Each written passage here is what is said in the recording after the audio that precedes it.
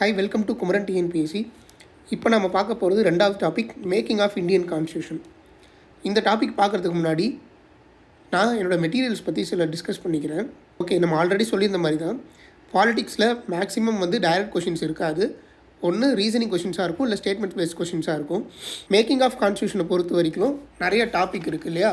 இப்போ உதாரணத்துக்கு demand for constitution assembly, composition, அப்புறம் objective resolution, changes by the independence act, அப்புறம் enactment of the constitution, enforcement of the constitution, அப்புறம் important facts, இந்த மாதிரி நிறைய டாபிக் இருக்குது. அதுக்கேற்ற மாதிரி அசர்ஷன் அண்ட் ரீசனிங் கொஷின்ஸும் ஸ்டேட்மெண்ட் பேஸ்ட் கொஷின்ஸும் எடுத்திருக்கோம்.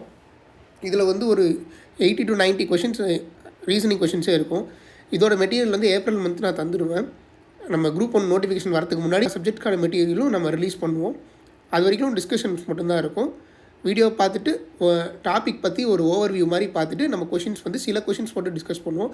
எல்லா கொஷின்ஸும் டிஸ்கஸ் பண்ண மாட்டோம். ஏன்னா அப்போ தான் டெஸ்ட் பேட்சுக்கு யூஸ்ஃபுல்லாக இருக்கும். இது ரீசனிங் கொஷின்ஸ். இப்போ பார்த்துக்கிட்டிங்கன்னா ஃபர்ஸ்ட் செட் ஒன்று இருக்குது. அடுத்து செகண்ட் செட் மறுபடியும் cabinet mission plan, independence act அந்த சம்மந்தமாக இருக்குது.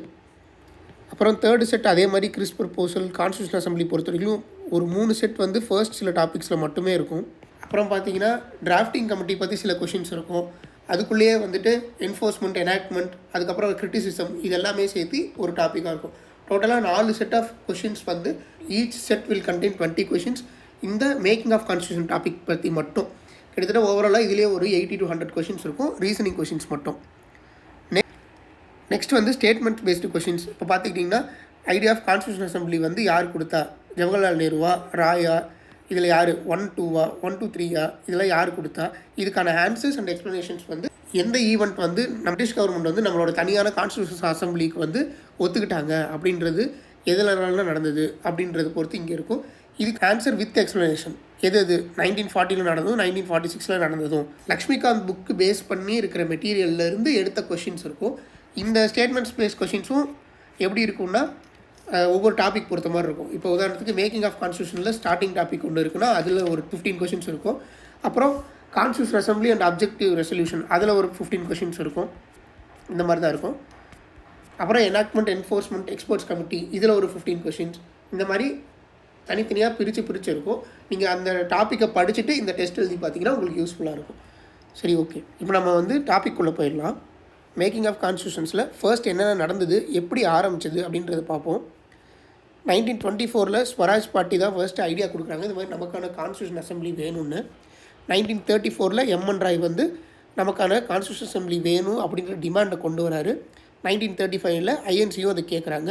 38 ஜவஹர்லால் நேருவும் சொல்கிறாரு ஐஎன்சி சார்பாக, இந்த மாதிரி யாரோட தலையீடும் இல்லாமல் மக்கள் ஓட்டு போடுறது மூலிமா, 18 வயசுக்கு மேலே இருக்க ஓட்டு போடுறது மூலிமா நமக்கு நமக்கான கான்ஸ்டியூஷன் அசம்பிளியை உருவாக்கணும், நமக்கான சட்டத்தை நாமளே ஏற்றணும் அப்படின்னு சொல்கிறாங்க. இதையெல்லாம் ஒத்துக்கிட்டு 1940 ஆகஸ்ட் ஆஃபர் அப்படின்ற ஒரு இது வைக்கிறாங்க. அதுக்கேற்ற மாதிரி 1942 கிறிஸ்ப் அப்படிங்கிறவர் ஒரு ப்ரப்போஸ் வைக்கிறாரு. வேர்ல்டு வார் 2 எங்களுக்கு ஹெல்ப் பண்ணுங்கள், அது முடிஞ்சதுக்கப்புறம் உங்களுக்கான தேவைகளை நாங்கள் பூர்த்தி பண்ணுறோன்ற மாதிரி பண்ணுறாங்க. அதுக்கான இதெல்லாம் ரிஜெக்ட் ஆகப்படுது. முஸ்லீம் லீகும் பாய்காட் பண்ணுறாங்க. எங்களுக்கு வேணாம், எங்களுக்கு தனியான 2 நாடு வேணும், எங்களுக்கு தனியாக பாகிஸ்தான் வேணும்னு கேட்குறாங்க, இந்தியாவை பிரித்து கொடுங்கன்னு கேட்குறாங்க. சரி, இதெல்லாம் எல்லாத்தையும் ஒட்டுமொத்தமாக கன்சிடர் பண்ணி கேபினெட் மிஷன் பிளான் அப்படின்னு சொல்லிட்டு லாரன்ஸ், ஸ்டான்ஃபோர்ட், கிறிஸ்ப், அப்புறம் அலெக்சாண்டர் இவங்க 3 பேர் கேபினெட் மிஷன் பிளான் அப்படின்னு உருவாக்குறாங்க. இந்த மிஷன் பிளான் நாங்கள் 2 கான்ஸ்டியூஷனில் உருவாக்க மாட்டோம், 2 ஆளாக பிரிக்க மாட்டோம், நாங்கள் சில ஐடியாஸ் கொடுக்குறோன்னு சொல்கிறாங்க. அது ஏறத்தாழ 2 பேருக்குமே இந்தியாவை வேணும்னு கேட்குறவங்களுக்கும் சரி, பாகிஸ்தான் வேணும்னு கேட்குறவங்களுக்கும் சரி, முஸ்லீம் லீக்குக்கும் சரி ஓரளவுக்கு ஒத்து போகுது. சரி, ஓகே, இது படி போவோம் அப்படின்ற மாதிரி ஒத்துக்க ஆரம்பிக்கிறாங்க முதல்ல. அதுக்கப்புறமேட்டுக்கா கான்ஸ்டியூஷன் அசம்பிளி எப்படி காம்போசிட் பண்ணுறாங்க, எத்தனை பேர் இருக்கணும், என்னென்னலாம் இருக்கும் அப்படின்றது நடக்குது. நவம்பர் 1946 கேபினெட் மிஷன் பிளான் படி எத்தனை பேர் சேர்க்கலான்னு பார்க்குறாங்க. டோட்டலாக 389 பேர், 296 பேர் பிரிட்டிஷ் ஆளுற இடத்துல இருந்தும், 93 பேர் ராஜாக்கள் இடத்துல இருந்தும், 4 பேர் சீஃப் கமிஷனர் ப்ராவின்சஸ்ல இருந்தும் எல்லா மக்களையும் உள்ளடக்கிய மாதிரி ஒரு காம்போசிஷன் உருவாக்குனாங்க. ஹிந்துஸ், முஸ்லீம், சீக்கியர்கள், பாரசீகர்கள், Anglo Indians, Christians, SC STs, உமன்லேருந்து எல்லாரையுமே சேர்த்து ஒரு காம்போசிஷன் ஒன்று உருவாக்குறாங்க. சீட் எப்படி அலோகேட் பண்ணுறாங்கன்னா 3 பிரின்சிபல் கம்யூனிட்டிஸ், அதாவது முஸ்லீம்கள், சீக்கியர்கள், இவர்கள் இல்லாதவர்கள் எல்லாமே ஹிந்துக்களாக ஜென்ரல் இதில் கன்சிடர் பண்ணுறாங்க. Voting proportional representation by single transferable vote, அதாவது ஒருத்தர்கிட்ட ஒரு பேப்பர் கொடுத்து 5 கேண்டிடேட் செலக்ட் பண்ண சொல்லிடுவாங்க. அதில் யார் பேர் ஃபஸ்ட்டு இருக்கோ, நிறைய பேர் இதில் யாரோட ஃபஸ்ட் இருக்கோ அவங்கள அந்த பதவிக்கு எடுத்துப்பாங்க. அந்த மாதிரியான ஓட்டிங் மெத்தட் நடக்குது. மெம்பர்ஸ் எப்படி செலக்ட் பண்ணப்படுறாங்க, இது ரொம்ப இம்பார்ட்டண்ட்டான கேள்வி. Partly elected and partly nominated. இந்த எலெக்டட் அப்படிங்கிறவங்க எங்கிறதுனா பிரிட்டிஷ் ஆடுற இடத்துலேருந்து எலெக்ட் பண்ணப்படுறாங்க. ராஜாக்கள் ஆடுற இடத்துலேருந்து ராஜாக்கள் எங்கள் சார்பாக இந்த ஆள் அப்படின்னு சொல்லி நாமினேட் செய்யப்படுறாங்க. இந்த எலெக்ஷன் அப்படின்றது வந்து ஒரு இன்டைரக்ட் எலெக்ஷன். டைரெக்டாக மக்களால் தேர்ந்தெடுக்கப்படவில்லை. ஆல்ரெடி மக்களால் தேர்ந்தெடுக்கப்பட்டு மாகாணங்களில் எம்எல்ஏக்களாகவும் எம்எல்சிக்களாகவும் இருக்கிறவர்கள் இங்கே கான்ஸ்டியூஷன் அசம்பிளியில் இருக்கவங்கள எலெக்ட் பண்ணுறாங்க. ஸோ இது வந்து indirect partly elected and partly nominated members. அந்த எலெக்டட் மெம்பர்ஸ் வந்து இன்டைரக்ட்லி எலெக்டட் மெம்பர்ஸ். ஓகே, இதில் முக்கியமாக மகாத்மா காந்தி வந்து இந்த கான்ஸ்டியூஷன் அசம்பிளியில் பார்ட் கிடையாது. சில புக்கில் ஜின்னாவும் சேர்த்திருப்பாங்க, ஆனால் அதெல்லாம் கிடையாது. மகாத்மா காந்தி மட்டும்தான் இதில் கிடையாது. 93 சீட் இந்த பிரின்ஸ்லி ஸ்டேட்ஸ் ராஜாக்கள் ஆள்ற மாநிலத்துலேருந்து ஒதுக்குறாங்க இல்லையா, அவங்கள எல்லாருமே இந்த கான்ஸ்டியூஷன் அசம்பிளியில் வந்து பங்கேற்றுக்க விரும்பலை, விலகியே இருந்தாங்க. சரி, இதுக்கப்புறம் என்ன நடந்தது? அப்ஜெக்டிவ் ரெசல்யூஷன், அதாவது என்னெல்லாம் நம்மளோட கான்ஸ்டியூஷனில் இருக்கணும், எதை பேஸ் பண்ணிலாம் நம்ம கான்ஸ்டியூஷன் இருக்க போகுது அப்படிங்கிறத அப்ஜெக்டிவ் ரெசல்யூஷன் அப்படின்னு சொல்லி ஜவஹர்லால் நேரு அவர்கள் டிசம்பர் 13, 1946 அன்றைக்கி அசம்பிளில் ஒன்று சொல்கிறார். அசம்பிளியில் அது வந்து fundamental and philosophy of the constitution structure, நம்மளோட கான்ஸ்டியூஷன் எப்படி இருக்கணுன்ற அடிப்படையும் தத்துவத்தையும் அது கோட்பாடாக கொண்டிருந்தது. அதை தான் வந்து நம்ம பிரியாம்புலாக நம்ம வந்து பிற்காலத்தில் மாற்றிக்கிட்டோம். இந்த அப்ஜெக்டிவ் ரெசல்யூஷனை வந்து ஜனவரி 22 1947 அக்செப்ட் பண்ணிக்கிறாங்க. சரி, அது போக இதில் வந்து மொத்தம் எத்தனை சொல்கிறாருன்னா ஒரு 8-9 டாபிக் சொல்கிறாரு. என்னென்னா, இந்தியா வந்து ஒரு தனி சாவரின் நாடாக இருக்கும், தனி ரிப்பப்ளிக் நாடாக இருக்கும். இந்தியா கூட சேர்றவங்க எல்லாருமே டெரிட்டரின்னு சொல்லிப்போம். இந்தியா வந்து ஒரு யூனியன் இதாக தான் இருக்கும். நிறையா ஸ்டேட்ஸ் வந்து யூனியனாக நாங்கள் ஒன்றா இருக்க போகிறோம். பவர் அத்தாரிட்டி வந்து மக்கள்கிட்ட இருந்தால் எடுத்துக்க போகிறோம். எல்லாருக்குமான justice, social, economic and political equality இருக்கும். எல்லாருக்கும் சரிசமமான ஆப்பர்ச்சுனிட்டிஸ் இருக்கும். எல்லாரோட நம்பிக்கையும் போட்டுருவோம். யார் வேணால் எங்கே வேணால் வேலை பார்க்கலாம். அந்த மாதிரியான நல்ல விஷயங்கள் இருக்கும். அப்புறம் minorities, backward communities, tribal people, depressed people, இவங்களோட தேவைகள் எல்லாத்தையுமே பாதுகாப்போம், இவங்களையும் பாதுகாப்போம். அப்புறம் நாட்டோட இன்டெகிரிட்டியை பாதுகாப்போம். பூர்வீகமான நிலங்கள் இருக்கு இல்லையா, ஏன்ஷியன்ட் லேண்ட்ஸ், அதுக்கான மரியாதையை கொடுப்போம். வேர்ல்டு பீஸுக்காகவும் மேன்கைண்டோட நல்லதுக்காகவும் பாடுபடுவோம். இந்த மாதிரியான விஷயங்கள்லாம் அப்ஜெக்டிவ் ரெசல்யூஷன் இருக்கும். இதை பேஸ் பண்ணி தான் நம்மளோட பிரியாம்பிள் இருக்கும். சரி, அப்புறம் நம்ம கடைசியாக பார்த்த 1947 இண்டிபெண்டன்ஸ் ஆக்ட். பிரிட்டிஷ் இந்த இதெல்லாம் நமக்கு ஆக்டாக போட்டாங்க இல்லையா, நீங்கள் என்ன வேணால் மாற்றிக்கலாம்ப்பா, இதெல்லாம் இதுக்கு மேலே உங்கள் இஷ்டம்னு சொல்லி ஒன்று கொடுத்தாங்க இல்லையா, கடைசியாக மவுண்ட் பேட்டன் இருக்கப்போ அதில் சில மாற்றங்கள் கொண்டு வராங்க. என்னென்னா, அந்த அசம்பிளி வந்து ஃபுல்லி சாவரின் பாடி, எங்களுக்கு மேலே யாரும் கிடையாது. இந்த இந்தியாவை பொறுத்த வரைக்கும் இப்போதைக்கு இந்த அசம்பிளிக்கு மேலே யாரும் கிடையாது. நாங்கள் எந்த லா வேணால் போடுவோம், எந்த லா வேணால் மாற்றுவோம். இதுக்கு முன்னாடி பிரிட்டன் போட்ட எந்த லா வேணால் மாற்றுவோம், புதுசாக எந்த லா வேணால் உருவாக்குவோம்னு சொல்கிறாங்க. அப்புறம் 2 செப்பரேட் ஃபங்க்ஷன், அதாவது நாட்டுக்கு சட்டத்தை கொண்டு வர பாடியில் வந்து ஜிவி மல்நாக்கர் தலைமை தாங்குவார்.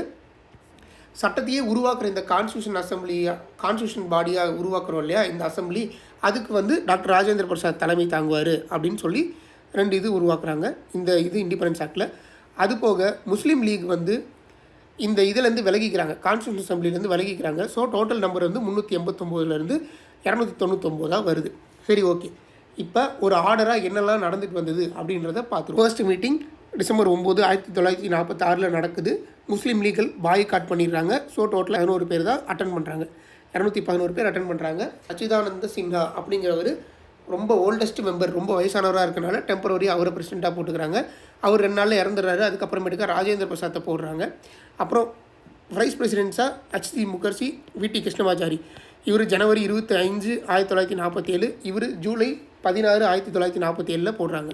சரி, ஃபர்ஸ்ட் சிட்டிங் 9ஆம் தேதி. 11ஆம் தேதி ராஜேந்திர பிரசாத் பிரசிடெண்ட்டாக எலெக்ட் செய்யப்படுறாரு. 13ஆம் தேதி அப்ஜெக்டிவ் ரெசல்யூஷன் இன்ட்ரடியூஸ் பண்ணுறாங்க. 22ஆம் தேதி ஜூலை 1947 நம்ம நேஷ்னல் ஃப்ளாகை வந்து ஏற்றுக்கிறோம். 15ஆம் தேதி நமக்கு சுதந்திரம் கிடைக்குது. 26ஆம் தேதி நம்ம கான்ஸ்டியூஷனை வந்து அடாப்ட் பண்ணிக்கிறோம். இதெல்லாம் தான் எங்களோட சட்டம், இதுபடி தான் நாங்கள் வந்து நாடு நடத்த போகிறோன்றதை அக்செப்ட் பண்ணிக்கிறோம். 24ஆம் தேதி நேஷ்னல் ஆந்தம், நேஷ்னல் சாங்கு நமக்கு வந்து அக்செப்ட் பண்ணிக்கிறோம். 26ஆம் தேதி நம்மளோட கான்ஸ்டியூஷன் வந்து நடைமுறைக்கு வருது, ஃபோர்ஸுக்கு வருது. ராஜேந்திர பிரசாத் தான் முதல் பிரசிடெண்ட்டாக அறிவிக்கப்படுறாரு. 25ஆம் தேதி 1951 52 வரைக்கும் ஜென்ரல் எலெக்ஷன்ஸ் நடக்குது. சரி, இதுதான் வந்து டைம் லைன். என்னென்ன ஃபங்க்ஷன்ஸ் பண்ணாங்க இந்த கான்ஸ்டியூஷன் அசம்பிளி? கான்ஸ்டியூஷன் உருவாக்குறது போக இந்தியா ஒரு காமன்வெல்த்தாக கொண்டு வந்தாங்க. National flag, national song, national ஆந்தம்லாம் கொண்டு வந்தாங்க. ராஜேந்திர பிரசாத்தை முதல் பிரசிடெண்ட் ஆக்குறாங்க. ஃபைனல் செஷன் வந்து 24ஆம் தேதி நடக்குது. டோட்டலாக வந்து 11 செஷன்ஸ் நடந்தது. 2 வருஷம் 11 மாதம் 18 நாள் நடந்தது. டோட்டலாக 64 லட்ச ரூபா செலவு பண்ணுறாங்க. இந்த இதில் வந்து கமிட்டிஸ் பிரித்து வேலை செஞ்சாங்கன்னு சொன்னோம் இல்லையா, அதுபடி பார்த்தா மேஜர் கமிட்டிஸ்னு சொல்லி சில பேரும், மைனர் கமிட்டிஸ்னு சொல்லி ஒரு 13 கமிட்டி உருவாக்குனாங்க. இதை வந்து ஒரு ஷார்ட்கட்டாக பார்த்துருவோம். இதில் முக்கியமான கமிட்டி டிராஃப்டிங் கமிட்டி. இந்த கான்ஸ்டியூஷனை உருவாக்குறது எப்படி அப்படின்றத பற்றி டிராஃப்டிங் கமிட்டி உருவாக்குனாங்க. அது வந்து ஆகஸ்ட் 29, 1947 நடந்தது. 7 பேர் கொண்ட குழு. அதுக்கு சேர்மனாக இருந்தது அம்பேத்கர். இவங்க 7 பேர் தான் அந்த டிராஃப்டிங் கமிட்டியோட முக்கியமான மெம்பர்ஸ். அடுத்து எனாக்ட்மெண்ட் அண்ட் என்ஃபோர்ஸ்மெண்ட். என்னெல்லாம் நடத்துனாங்க, எப்படியில் என்னெல்லாம் வந்து நடைமுறைக்கு வந்துச்சு, எப்போல்லாம் நடைமுறைக்கு வந்துச்சு. நாம் 26ஆம் தேதி 1949 கான்ஸ்டியூஷனை வந்து அடாப்ட் பண்ணிக்கிட்டோம். டோட்டலாக 299 பேர் இருந்தாங்க. முஸ்லீம் லீகை தவிர்த்து மீதி 299 பேர் இருந்தாங்க. அதில் 284 பேர் வந்து கையெழுத்து போட்டு இதை நாங்கள் ஒத்துக்கிறோம் அப்படின்னு சொல்லி ஒத்துக்கிட்டாங்க. அதில் மொத்தமாக 8 ஷெடியூல், 395 ஆர்டிக்கல், அப்புறம் பிரியாம்பிள் இதெல்லாம் இருந்தது இந்த கான்ஸ்டியூஷனில். என்னெல்லாம் கொண்டு வந்தாங்க, அதாவது நவம்பர் 26, 1949 தான் நமக்கு கான்ஸ்டியூஷன் ஃபுல்லாக உருவாச்சு இல்லையா, ஃபுல்லாக நமக்கு நடைமுறைக்கு வந்துச்சு. அதுக்கு முன்னாடி வந்து இத்தனை ஆர்டிகல்ஸ் வந்து டிரான்சிஷனில் இருக்கும் போதே, நம்ம வந்து புதுசாக நாடு உருவாக்க போகிறோன்றதுக்கு முன்னாடியே இத்தனை சில ஆர்டிகல்ஸ்லாம் வந்து நடைமுறையில் இருந்தது. அதில் என்ன ஆர்டிகல்ஸ்னு பின்னாடி பார்ப்போம். மேஜர் பார்ட் வந்து ரிப்பப்ளிக் டே அன்றைக்கி நம்ம இப்போ செலிப்ரேட் பண்ணுறோம் இல்லையா, ரிப்பப்ளிக் டேன்னு, அதுதான் வந்து கான்ஸ்டியூஷன் வந்து நம்ம அக்செப்ட் பண்ணிக்கிட்ட நாள்.